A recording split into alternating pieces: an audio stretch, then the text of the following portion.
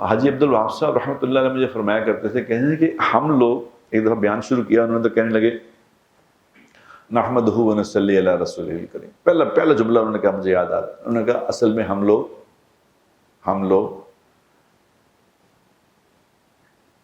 اپنی خواہشات کو دین میں لپیٹ کے پورا کرنا چاہتے ہیں، اپنی خواہشات کو دین میں لپیٹ کے پورا کرنا چاہتے ہیں، کسی طرح خواہش بھی پوری کر لیں اور کوئی ذمہ کوئی بات بھی نہ آئے۔ یہ خواہشات پوری ہونے کی جگہ نہیں ہے، یہاں نہیں ہونی کسی کی خواہش پوری۔